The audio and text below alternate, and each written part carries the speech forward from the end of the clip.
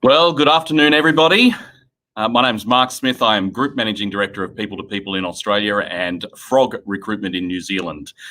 It's 2021. Welcome to the new year. And once again, it's 12:30 on a Friday afternoon, which means that we are live here on Facebook, YouTube, and now LinkedIn. So there's been a lot that's gone on over the last break since we stopped the broadcast in December, including the fact that People to People is actually refurbishing its Sydney office. So this afternoon, I'm actually in Parramatta in our Western Sydney office, which is fantastic. Downtown Parramatta is changing remarkably. And for those who don't know, if you're watching from interstate or New Zealand, then Western Sydney actually is and Brisbane put together. It's a city of 2.5 million people and a thriving community in itself. I've actually got a picture of Parramatta Square, which is a huge redevelopment that's going on here, which is just up the road, literally about 500 metres from where we are here in our Parramatta People to People office. And there's another picture, I think, Jaden, that we've got there of this is I reckon this is about 18 months old, but the amount of construction that's going on in Sydney in Parramatta at the moment is remarkable. Tram lines, etc. So welcome to Western Sydney, and for the next few months at least, we'll be broadcasting from our Western Sydney office every Friday afternoon. So what are we going to be doing this week? Well, it'll be our regular numbers section, where specifically we'll be looking at the Internet Vacancy Index, just to see what's been happening over that Christmas break. Then we'll be talking to Jamie Taylor from our Western Sydney team here in Parramatta with he's got a couple of supply chain operations roles that he wants to talk to us about. Then we'll be also chatting with Leanne Lazarus from our team up in Brisbane, where she's published a blog, and it was late last year, which is about having difficult conversations, but remotely. So that's a really hot topic at the moment. So we'll be learning more from Leanne there. And then also we'll be launching this year a weekly Twitter poll that we'll be putting out, and then each week we'll have the results of that come through. So of course, if you've got any questions, then please pop them in the comments, because we can actually see those and we can respond to them in real time. So please do that. But now let's get into our first section, which is our regular numbers section, I should say, I suppose. So a lot of numbers, a lot going down. So over the next few weeks, there's a lot of material that we'll be covering off just to really frame where the employment and jobs market really is in 2021. And just before I get into the Internet Vacancy Index, just my observations on the market. From the end of last year, probably 5 weeks before the end of the year, it was around the time that the talk of the vaccinations and the announcements overseas of vaccines, I should say, being approved. There was a marked turn in the jobs market. We actually saw a remarkable improvement in the number of vacancies that were listed with us in that last week of November. It did flow through into December, and then of course we went into our regular quiet period of December. But it did set the frame for what we thought was going to be a good and big rebound in 21. The thing is that the Avalon crisis, and then even in the last few days with a couple of Western Australia with their lockdown, Victoria on Wednesday night, that there is a level of uncertainty that probably was unexpected as we came into 21. I think everyone was ready to go, you know what? And they were thinking that it was going to be completely different in 21. And this level of uncertainty has been a little bit of surprise. but it's still good news in terms of the internet vacancies that are out there. So, Jaden, if you wanted to pop up that first graph here. Now, this is from the Government Internet Vacancy Index, and what you can see here is the level of vacancies on job boards throughout Australia from 2006 through to December of last year. And you can see that the huge drop that we experienced in March, and then the rebound quite sharply up to levels of about 2017. And you can, in the top right-hand corner, from July through to December of last year, no surprises that that trend line is strong. The real question for us now is, will we return to that trend increase from 14 to 19 over the next few months, or will we start to flatten out? And I don't have an answer for that. What about state by state? If you could pop that up for me. And so the only real surprise, and you can see the change over month, was the decline in December for Victoria, which was unexpected, but I think that was because they had such a rebound after the lockdown for those months in October and November. So December that's more of a reasonable seasonal element there. The change year on year, though, some really tremendous numbers there. Northern Territory up 23%, Tasmania up 20%, Western Australia 27%, South Australia 34%, Queensland 20%, but the main states, New South Wales and Victoria, are not recovering as quickly as those other locations. Watch this space, though, for what's going to be happening over the next few months, and we'll be reporting on that.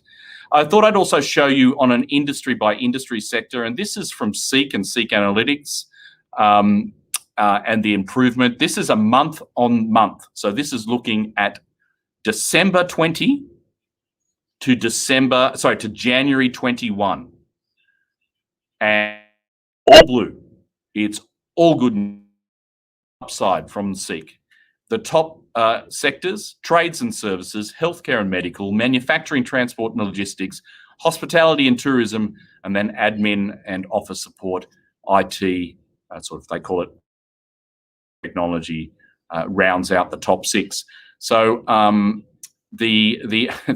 suppose the only little bit disappointing number is that CEOs and general managers, so that really senior end of the market, is not moving as much, but it didn't experience the decline last year that some of the other sectors did, particularly on Seek anyway. So all good news in our numbers for this week. So as we now transition to go and have a quick chat to Jamie Taylor from Supply Chain and Ops, what we do have, though, is a quick video from Olivia from our legal team, who's got a couple of opportunities in Sydney. So we'll do that, and I'll go take a seat. Hi, I'm Lev from Sydney's legal support team. It's been a really positive and busy start to the year, and I'm working on a number of roles across various areas of law to work in busy national law firms. I'm looking for legal secretaries with experience in commercial litigation, medical negligence, construction and workplace relations in the Hills District, Newcastle and CBD area. To find out more about the firm's culture, team size and what you'll be doing in the role, then please do give me a call. If you are interested in other areas of law, then please do get in touch, so we can find you the right role regardless of what we're currently advertising. As a team here at P2P, we have a high amount of roles available and work with multiple boutique, mid-tier and top-tier firms. So we'd love to hear from you regardless of what roles are advertised currently. If you are looking to have a chat or just want to know simply what is available in the market, then please do give me a call on the numbers listed below or drop me a note on LinkedIn. Thanks so much for watching.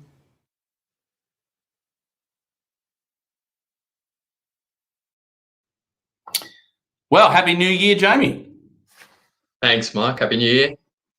Yeah, it's been, how was your break, by the way? It was good. Good. Much needed after last year.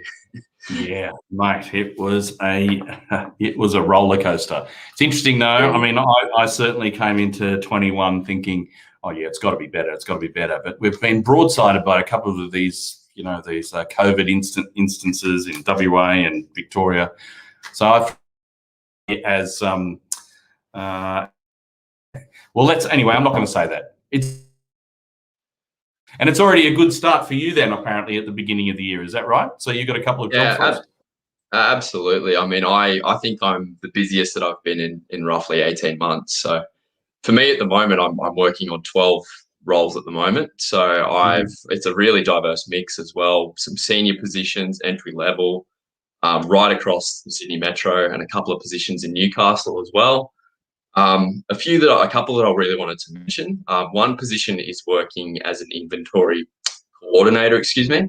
So this position is working for a global provider of medical device products and a real industry leader in what they do. So it's an entry-level position, and what the position is doing is basically putting together specialized medical kits which go to perform surgery with the surgeon. So great opportunity to join a global leader in what they do, and yeah, a lot of good career opportunity with this company. The second position that I wanted to mention as well is working with one of Australia's largest retailers. So it's a household name, and it's a safety lead is the title for the role. So what the position is doing is working in one of their distribution centres based in Western Sydney. It's a boots on the ground kind of position where they're partnering with some of the key stakeholders that run the operation to really drive safety throughout that distribution. And again, that's a great opportunity to join one of Australia's largest businesses, and your career opportunities are endless within this organisation. So a lot of other good opportunities outside those two, but those are a couple that I wanted to mention. Can you maybe a little bit more detail on a couple of them? What about something like the salary for the inventory coordinator and the safety lead roles? What are we looking at? Yeah, absolutely. So the inventory coordinator position, as I mentioned, is an entry-level role.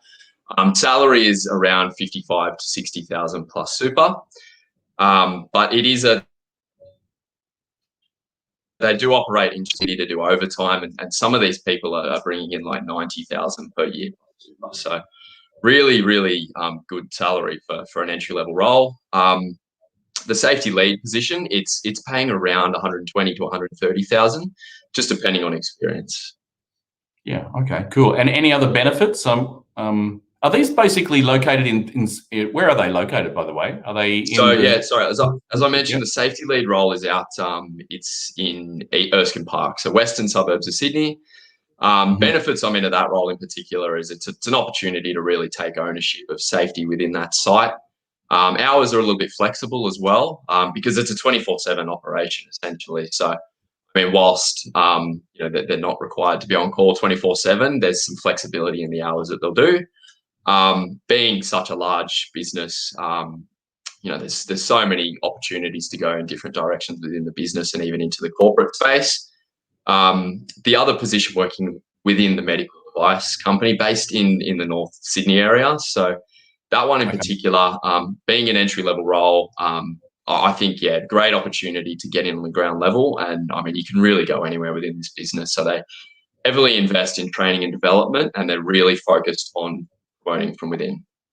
Okay, and I can see we've got a question here specifically about the safety role with in regards to qualifications. Is there anything there that you'd like to share? Yeah, ideally the person will have either a diploma or tertiary qualifications in safety and anything work health and safety related. But for the right candidate, they're happy to look at that as well. Fabulous, fantastic. All right. Well, if somebody wants to get in touch with you, if they've actually, before we do that, there's you've got a list of obviously lots of roles there. Can you give just so that everybody has a bit of an understanding of? So if there's somebody wants to give you a call, and what are the titles of the other positions that you're working on? Yeah, so some of the other positions that I'm recruiting at the moment are looking for a demand planner, supply chain analyst, demand analyst, warehouse manager, looking for a national scheduling manager, quality engineer in manufacturing. So also a service technician based in Newcastle. So really quite a diverse spread there. Right. All right. Well, if somebody wants to have a chat to you about any of those type of roles, or even just give you a call and say, hey, do you have anything for me? Yeah, absolutely.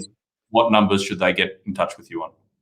Best to get me on the number on screen, which is 8270-9717. Fantastic. Rightio, Jamie. Well, thanks again. Happy New Year. Okay. Sounds like you're going to have a busy 2021. Thanks for that. Absolutely. Thanks for having me. No worries. All right. So now let's have a quick chat to Leanne Lazarus, who is a champion in our Brisbane office. And she does a lot of writing for our blog. And if you haven't checked out our blog, then do that. So each week we're going to talk to somebody about a blog that they've written. I thought, why not start with Leanne in Queensland? And you've written this one, which I thought was really relevant, obviously because we're all working partly remotely or fully remotely these days.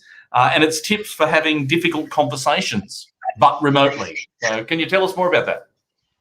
Well, what I was finding in the market when I was talking to a lot of my clients, but also even to candidates that were coming through, was looking at how we were affected by the pandemic last year, and a lot of teams going to work remotely, is organizations were still looking at performance of individuals, or if there were issues arriving, and how they were going to have those conversations.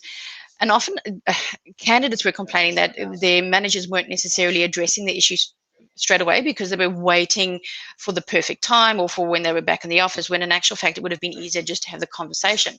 So even moving forward with the blended work week for a lot of organizations, it's still going to be it's still a very relevant topic. And I think the key things when we are looking at having some of those difficult conversations, which could cover anything from productivities to performance management, or if the business is going through a restructure or change, is to really just take into account a number of specific criteria in terms of if someone is working from home, and you need to have that conversation, is look at the timing of it. Make sure that they are able to have that meeting in an environment that they're comfortable with. Some people didn't necessarily have the space in their homes for a little home office where they could have a confidential conversation, and they could be in a shared house. So booking the time and making sure that the individual is able to have that conversation. But I think the biggest thing is driving that it's a lot of the time it's a two-way conversation as opposed to a formal discussion, and making sure that the employee knows that their input is invited, it's welcomed, their ideas, their feedback, because it is to try and, in most circumstances, try and find a solution, if it is around performance or if it is around activities. I think the other thing that was coming through from a lot of people is when having those conversations, is taking into account if it's a Skype meeting or a Teams meeting to talk about the restructure of the business and how it's impacting that individual in the organization, is it still needs to be a professional conversation, but have a bit of empathy, and take on board that person may not necessarily digest the conversation in whole straight away, and leave the door open for them to come back and ask any questions, and if there's any further discussions they want to have, being able to have that. So I think moving forward, a lot of organizations are still doing a blended work week, and these are things that will need to be taken into account or considered when looking to have those conversations as well. Yeah, fabulous, fantastic. And while I've got you then, obviously you're based in Brisbane. How is the Queensland market right now? We definitely have seen a beginning of the year has started to pick up, both in terms of temporary vacancies and permanent vacancies as well. There's a lot more confidence in the market in Queensland because we've had a slightly better run than some of the other states, although we did have our 3-day lockdown. But we're definitely starting to see an increase, and we are also starting to see a number of candidates starting to come back to the market and explore their opportunities as well. Yeah. Okay, good. And I can see we've just had a question there. Do you have any tips for an employee and how to prepare for those situations when you are remote and having a difficult conversation? It would depend on obviously on what the topic is, but if it is around performance, I would definitely say do a bit of homework and research in terms of your activities of what you've done, but prepare some questions and think about opportunities for solutions or ideas on how it can be changed. Because often going into those meetings, if you look at your activities, and if you were supposed to be doing 100 calls, if it's in a sales role and you've only done 20, and be able to validate why you've done it, or an idea or a solution moving forward as to how you're going to change that, helps to ease that conversation, but have a flow from both sides as opposed to just from one side saying you haven't performed. Okay, fantastic. All right. Well, thank you, Leanne. It's fabulous to have you online in our first Facebook Live of 2021. And if anybody wants to get in touch to have a chat to you about this particular topic or to talk about their career options in Queensland, what's the best number to get you on? Give us a call on the office landline, which is 07 3118 0125. My email address is below, or link up with me on LinkedIn and we can have a chat from there. Yeah, fabulous. Fantastic. Thanks, Leanne, and Happy New Year.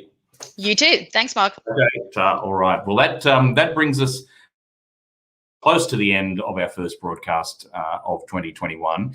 One new thing that we're going to do each week is to actually put out a poll. It's not going to be statistically verified. It's not like any of the numbers that the broadcast, but rather just to get a bit of a feel, a sense of what's actually going out there. So this week's Twitter poll, which obviously we don't have an answer for, because we will be putting it on Twitter and then sharing that link on the different platforms, of course, is, and I think, Jaden, if you want to pop that on the screen, here it is. I thought it was relevant for this as our first week, which is we wanted to know, what is your reaction? And when you came back and you saw on your first day of work of 2021 and you saw that inbox, were you slightly screaming? Were you laughing out loud, possibly hysterically? Were you bursting into tears? Or you just thought, nah, I'm getting onto this. I'm getting the work done. The link for this Twitter poll in the comments there. Thanks again, everybody, for watching this afternoon. We'll be back at the same time next week, 12:30, live here on Facebook, LinkedIn, and YouTube. Have a great week, and we'll see you then.